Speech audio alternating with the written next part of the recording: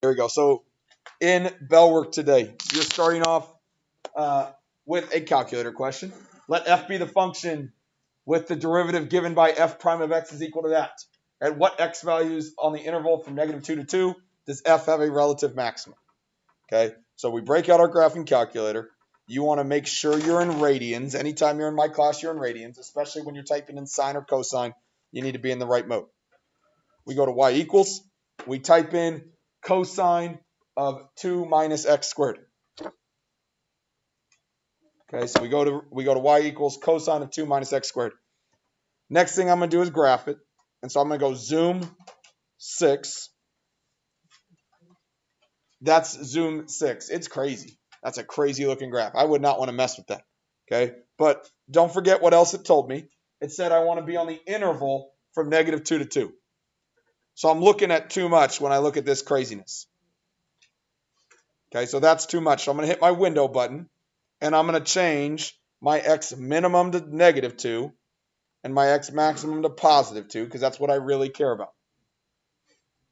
If you want to see the picture a little bit better, we can change the y min and y max. Everything was pretty shrunk there in the middle. And so I'm going to change my y min. Let's change it to like -3 and my y max to +3. I don't have any good way of telling you that besides just looking at the picture and seeing what's going on. I hit graph. There is my picture. Everybody good to this point? All right. So the key to this whole thing is this is a graph of f prime. We've done this a little bit. I know we haven't been great at it. We're going to do it some more. This is f prime. So the question is, where do you have a relative maximum? How many relative maximums do you think this graph has?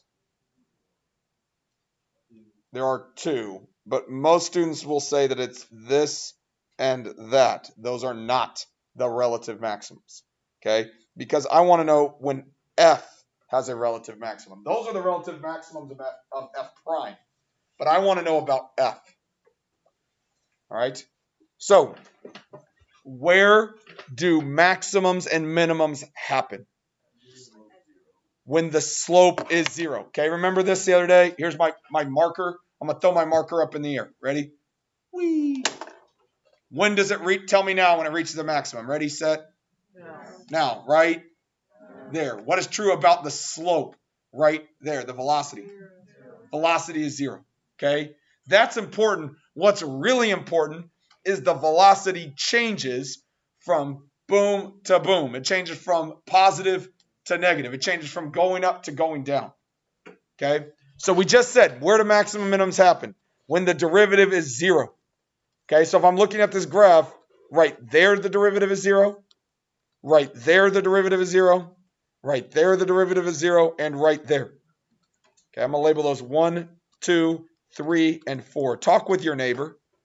Which one of those 4 points are going to be maximums and why? Talk to each other. Anybody have a good answer here? Anybody confident in what they think the maximums are going to be? Will, what do you think? 2 and 4. Those 2 spots are maximums. I agree with you on that. Do you have any good reason as to why it's 2 and 4?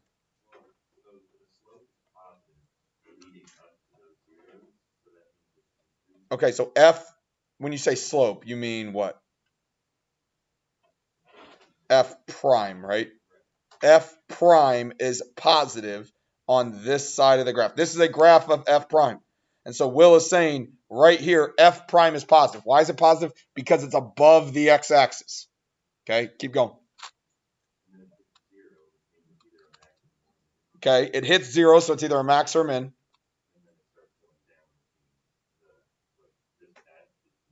Good. F prime is negative because it's below the x-axis. And Will's doing a great job of going between those. F prime is positive. Show me with your arm, what does F prime is positive look like? This. F prime is positive means it has positive slope. F prime is positive means the slope of F is positive. Then I have F prime is negative. Show me with your arm. With your other arm, what does F prime is negative look like? that. It's going from positive slope to a negative slope. If I change from a positive slope to a negative slope, what is that point in between where they change? What's that going to be? A maximum. Because f prime changed from positive to negative. Here's my marker. When I throw my marker up, what's my velocity right now? Is it positive or negative at the beginning? Positive because it's going up. Then it reaches a maximum where the slope is 0, and then it goes negative because it's coming back to Earth. That was a maximum because it went from positive velocity to negative velocity. That was a maximum. Great. So my maximums here are at 2 and 4 because at 4 it's doing the same thing. F prime changes from positive to negative. That means you're changing from positive slope to negative slope, which makes things maximums. So my answer here is this guy. We could find the zeros in our calculator, but that's what I was looking for. The good news is if that's over your head, that's all I'm explaining, or that's mostly what I'm explaining today, okay? That's like 95% of the lesson. I tried to probably give you too fancy of a bell work, but it allowed us to get through some really good discussion as to why those places are maximums. I would say the things we're covering in one lesson today are probably 50% of this next test. This is a really important day where I'm really kicking off the rest of the semester. Today's a really good day. Make sure we're locked in. All right. A quick reminder about the purpose of this class. I am teaching you college level calculus. There are two goals here. The best goal would be for you to pass the AP exam and you never have to take calculus again because it's not your major. Or you do and you get to skip it, and that's great. Okay? That would be great because it helps you out. The real goal is for you to learn as much calculus as physically possible. Whether you pass or don't, I am the best math teacher you're going to have left in your math career. Okay? I guarantee it. Find another math teacher better than me in college. It ain't happening. Okay? It's me. Okay? So you are trying to learn as much as you physically can. Okay? Because when you get into college, you're not going to have the same help and support. So you're trying to do as much as you can now. That way when you're on your own, when you're working with somebody else, you're going to be able to be like, oh yeah, Mr. Schwanenkamp helped me a little bit. And I kind of remember that. Okay? And you can go to my website and kind of remember some stuff. But the amount of emails I get from students in college that did great on the AP exam that are still like, man, you were not lying to me. Okay? College math professors are not great. Learn as much as you can now. Here we go. Extrema. That is the main theme of the day. Extreme values. Extrema are the extreme values of a function. When you hear the phrase extreme values, what are you thinking about? What do you think extreme values mean on a graph? Very high and very low are a great description, otherwise known as maxima and minima, or maximums and minimums. Okay? When you use the A at the end, it just refers to the X value. Maxima is the X's and minima is the Y values. Okay? We could also talk about the extreme values in particular are the Y values that happen at the X values. Okay, so for example, I have a graph right here. That is a maximum. It is at the ordered pair 3, 6. That is where it happens. This is what the value is. The Y value is 6. Okay, let's look at this graph. This is a graph of g of x. So this is just a regular good old graph. Where do you think the absolute maximum happens on that graph? A, B, C, D, E, or F? Where is the highest point on that graph? B. That when we say absolute max, that just means which thing is higher than the rest. The answer is B. The letter B is higher than all the rest of the places, so that is an absolute maximum. What place on that graph is an absolute minimum, meaning it's lower than every other place on this graph? A. Don't forget about A. A's hanging out over here. He is lower than everything else, and so the absolute minimum would be at A. Okay, those are absolute maximum minimums. You can also have local maximums and minimums. Okay, a local maximum and minimum is when you have a peak or a valley where it goes up on one side and down on the other. That is a local maximum or minimum. So where on this graph is there a local maximum? B. Again, B is a local maximum. I'm going up, I'm coming down. That makes it a maximum. Where else is there a local maximum or minimum? E. That letter E right there. I'm going down. I'm coming up.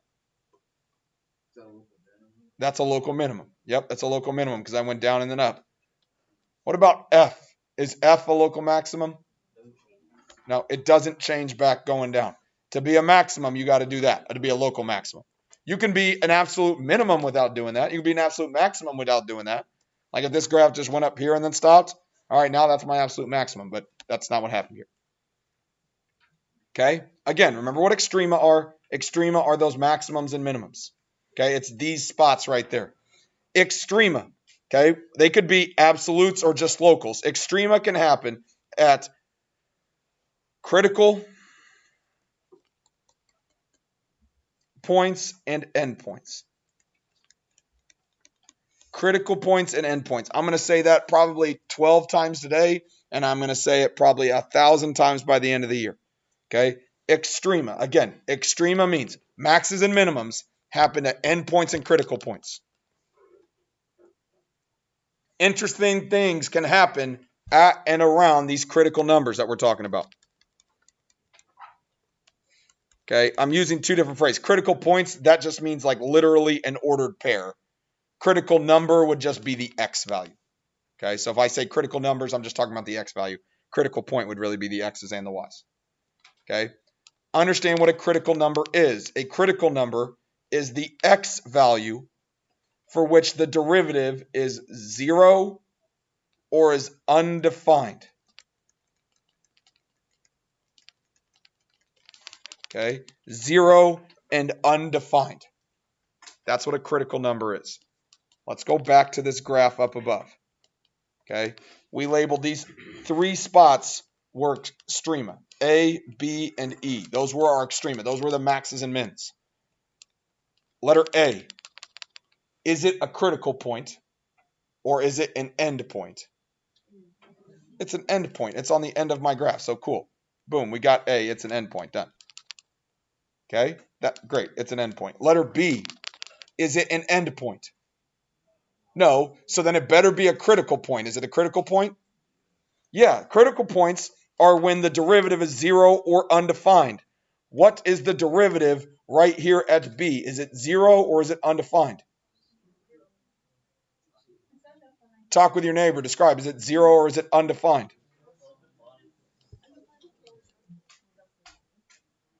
Why is it undefined? It's a corner point. So because it's a corner point, it's undefined. So B is a critical point where the derivative is undefined. The other one we have is E. Is E an endpoint? No, that means it must be a critical point. So if it's a max or minimum, it's either an endpoint or critical. Oh, it's a critical point. Is the slope 0 or undefined at E?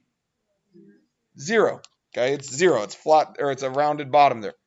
So every place that's either a maximum or a minimum is one of two things. It's either an endpoint or a critical point. If it's a critical point, that means the slope is either 0 or undefined. That's the main idea.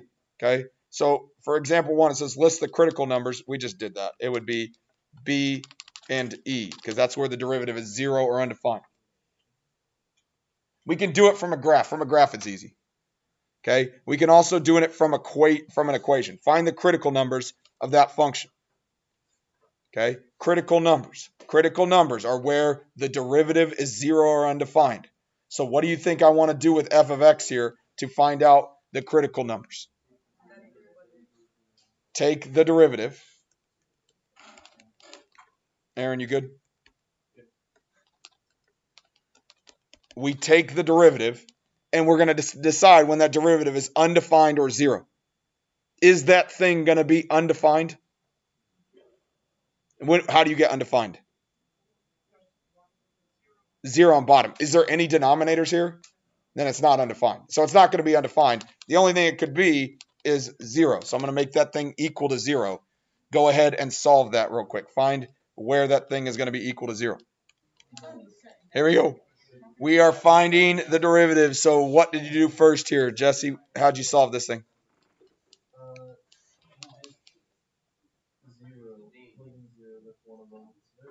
Okay, so let's factor out a 4x. And you'd be left with x squared minus 1. So he's saying One of these things is 0 for sure, because we take 4x, we set it equal to 0. What about x squared minus 1? We set that equal to 0. What are your other ones going to be? Plus or minus 1. X is equal to plus or minus 1, and x is equal to 0. All three of these are critical numbers. Okay, they're all critical numbers. What happens at critical numbers? What could happen?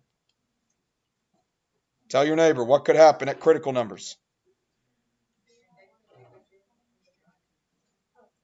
Oh, I'm glad I just heard everyone say it at the same time. The answer is, of course, you could have maximums and minimums. That's what happens at critical numbers. Look at this graph. Okay, here's the graph of what we just did. Here's -1. Oh, yeah, it's a minimum. Here's 0. Oh, yeah, it's a maximum. Here's 1. Oh, yeah, it's a minimum. Critical numbers are where maximum minimums occur. Super. Let's go down through this bottom part. Bottom part's not super exciting. It's incredibly important. All right. Again, this is like 50% of this chapter is this part right here, what we've talked through so far, and then this ending part. F prime of x is less than 0. What does f prime of x tell you? The slope. That tells me the slope. So if f prime is less than 0, that means the slope is negative. If the slope is negative, that means f is what? F is going down. F is decreasing. If f prime is negative, that means you have negative slope. If you have negative slope, that means f is decreasing. If f prime of x is greater than 0, so the slope is positive, then f is what? Increasing. And if the slope is 0, if the derivative is 0, then f is what? Constant. Do you not have any of that? Okay, don't worry about C. We're fine. Everybody good to this point? All right. This is an important concept. It's not hard, though. Describe what's happening with f and f prime at a local maximum. So this is a graph of f over here. Okay? Here is a local maximum. There is a local maximum. At those two spots, you are going to describe what happens with f and f prime. Maximums happen when f changes from and f prime changes from. Fill in the rest of this information. Changes from something to something. And f prime changes from something to something. Talk with your neighbor. Finish that sentence for both of those parts. So local maximum. Here is a local maximum right there and right there. Okay. F is going to change from what here? Anybody got a good answer for me? What is happening with F? Andrew, what do you think? F changes from increasing to decreasing. From going up to going down. Okay? It is increasing to decreasing. What is happening with F prime, Jalen? F prime changes. That's the slope. What's happening with the slope? The slope is changing from a positive slope, that's a positive slope, to negative. Students want to somehow in their brains change the phrase increasing and positive. They are not the same thing. Increasing implies a motion. Increasing means it is changing and getting higher and higher. Okay? It's going up. Okay? Positive just means it's above the x-axis. Okay? Make sure we understand the difference. So at a local minimum, let's just run through that. Here's a local minimum. What is happening with F? F is changing from what? Decreasing, because it's just the graph. This graph changes from decreasing to increasing. On the AP exam, you can use INC and DEC for increasing and decreasing. They will allow that. What happens with F prime? F prime changes from negative slope. This is a negative slope. That is a positive slope. So from negative to positive. You can use NEG and POS. You can also use a negative sign and a positive sign. Sometimes I would rather you write out the word, though. Makes sense on what's going on there. Let's go flip it over. All right, again, We already said this. Extreme values. Extreme values are maximums and minimums. I made a diagram here so you can't screw this up. Extreme values are maximum minimums. Endpoints are where do they happen? Where do extreme values happen? At endpoints. The things on the end. That's easy to explain. Where else can they happen? At critical points or critical numbers. Okay, remember, what is a critical number? Well, critical number is where the derivative is 0 or where the derivative is undefined. We talked about it on the front side. I'm giving it to you again so you can't screw this up. Example 2 says find the extreme values. I'm trying to find the maximums and the minimums. That is my goal here. Find the maximums and the minimums. So, there are not any endpoints here. Maximums and minimums. Maximum and minimums happen at endpoints and critical points. There aren't endpoints. Here, look at example 3. That's an endpoint right there. They're telling you an interval that it's happening on. I don't have that on number 2. So there aren't any endpoints. I don't got to worry about that. So the next thing I got to worry about is critical points. Yeah. Yeah, after I take the derivative, but yes, you're correct. Okay, so there aren't any endpoints, and I'm worried about critical points. What do I need to do with my function to find critical points? Take the derivative. So we're going to find f prime of x.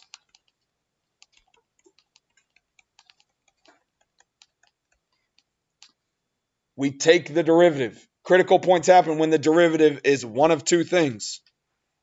What two things are we looking for? 0 or undefined. Lulu, you already said this. Why is it not going to be undefined?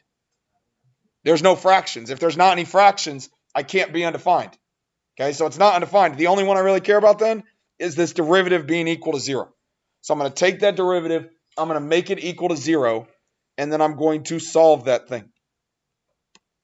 I took the derivative. I'm going to set it equal to 0 and solve. What should I do here to solve? What do you notice about this thing?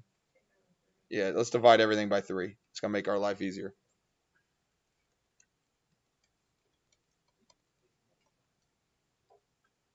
Then I'm going to factor.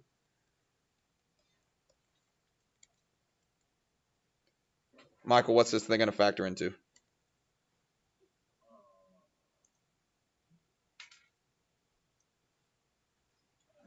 Two numbers multiplied to get 8. Yeah. 2 and what? 2 and 4. And they both need to be negative because it's negative 6. Negative 2, negative 4. I'm setting that equal to 0, so my answer is going to be x is equal to 2 and 4 positive. 2 and 4. These right here, these are my critical numbers. These are places where maximum minimums can occur. It doesn't mean they are occurring there. It's where they could occur. Those are my critical numbers. Yes, ma'am. So what if the maximum done like another way? What was what? So what if the maximum done like another way? Because like looking at it now, you could have just like subtracted 8. What if you did that? You can't subtract 8 because it's a quadratic. And so if it's a quadratic, remember, we always need to make it equal to 0. I've got to factor that. So that's the only way we can solve this thing. Everybody good to hear? You got it. Set quadratics equal to 0 as we solve. Those are my critical numbers. Once we've done critical numbers, next thing we're going to do is classify these two spots, 2 and 4. We're going to see, is it a minimum, is it a maximum, or is it neither? Okay, to do that, we are going to make a sign chart. I'm going to label it a sign chart the first couple times just so you know it. But this is a sign chart. We are going to make a sign chart of f prime of x. Sorry. Sign chart of f prime of x. So what we're going to do is we're going to make the world's most simple number line. Okay? The only numbers we're going to put on that number line are endpoints and critical points. I don't got any endpoints. So all I'm going to put on this thing are critical points. So on here, I'm going to mark the number 2 and the number 4. What we are trying to decide is what is happening with f prime around 2 and 4. Okay? What happens with f prime around 2 and 4? So all I'm thinking about is what is a number that could fall on this sign chart? Pick a number. 3. Great number. If I plug in 3, okay, that would fall in between here. So I'm going to take 3 and I'm going to plug it into my derivative. You could plug it in here, You could plug it in here. You could plug it in there. All of them work. You probably did this last year in pre-calc. Okay, we're going to plug in 3. I always like plugging it in right here because it's pretty easy. So if I plugged in 3 minus 2, what is 3 minus 2 going to get you? A positive or a negative number? I don't care what the number actually is. It's positive. Okay? What about if I plug in 3 right there? 3 minus 4, is that going to get me positive or negative? What happens if you take a positive times a negative? I get a negative number. So in between there, I could plug in any number. It's going to get me negative. Okay? Let's try another number. So I need to go, all the places need to be filled in. So what's another number I could plug in here? 1 would be good. I would plug in something even easier. Plug in 0. And when you can plug in 0, always plug in 0. If I plug in 0 into x minus 2, what am I going to get? Positive or negative? Negative. If I plug in 0 into x minus 4, what am I going to get? Negative. If I have 2 negatives and I'm multiplying them together, what's it going to be? Positive. So that's a positive right there. Then I'm going to pick a number bigger than 4. What's a number bigger than 4? 5. A bajillion is always my favorite number. Jesse knows. I plug in a bajillion. If I plug in a bajillion, what's a bajillion minus 2? Positive. What's a bajillion minus 4? Positive. They're both positive. If I multiply them together, it's going to be positive. You can pick any number you want. Sometimes I plug in outrageous numbers because it makes my brain hurt less. Okay, I don't have to think at all. I can just be like, oh yeah, a bajillion is definitely positive. Okay, that's definitely a number. Everybody good here? This is f prime. What is 2? Is 2 a maximum or a minimum? 2 is a maximum. Let's talk about why. It's going up and it's going down. This is f prime. Okay, so f prime is positive. Show me with your arm. What does f prime is positive look like? This. F prime is positive means you have positive slope. Then f prime is negative. Show me the other arm. What does negative look like? F prime is negative. It means this. So what does that tell you about 2? 2 is a maximum because f prime changes from positive to negative. Okay, so there is a max at x is equal to 2. So what do you think 4 is going to be here? 4 is a minimum because at 4 we're changing from negative to positive. So there is a minimum at x is equal to 4. Make sense on how we made that decision? I would say about 70% of the problems that we do are going to look just like that. Not a lot of tricks to it. Pretty straightforward. Just got to be able to put it on a sign chart. Okay, that's most of the time what we're going to do. Know that these are where these things happen. If they really wanted us to find the extreme values, be on the lookout for them saying, all right, now we got to find the y value. How would I find that y value? Plug it into which one, f or f prime? F, because if I plug it into f prime, it's going to get me 0. But it would be, hey, this is 210 and this is 4,6. And just pay attention to what they're asking for. Okay, good. Let's keep going. We're going to find the extreme values. Tell your neighbor, what does extreme values mean? What extreme, when you think of the word extreme, what does that mean?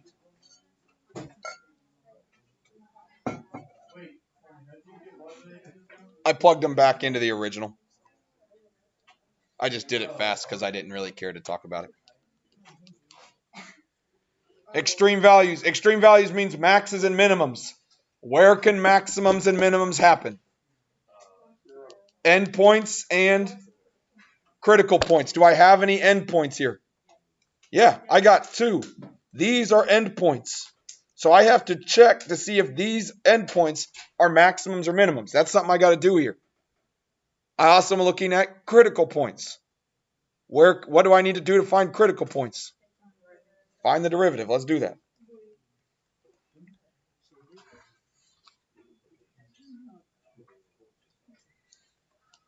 Finding derivative. What's the derivative of 1? 0. What do I need to do to take the derivative of this guy? Chain rule. 2/3 in front. My new exponent's going to be negative 1/3. Rewrite the baby. So 1 minus x. Is that it? derivative of the baby. What's the derivative of the baby going to be? -1. So it's really going to make this positive out in front because it's a negative times another negative. A negative from this right here and then a negative when I took the derivative of 1 minus x. Everybody good there? That's weird. Let's rewrite it one more time. F prime of x is going to be equal 2 on top, a 3 on bottom. What does 1 minus x to the -1/3 really mean here? It's cube root. Where's that cube root going to go? On bottom because it's negative. So it is the cube root of 1 minus x. That goes on bottom. That is my derivative. There are two places that endpoints and critical points. Critical points are when the derivative is 0 or undefined. Careful here. When is this thing going to be 0? It can't be 0. Why not, Luke?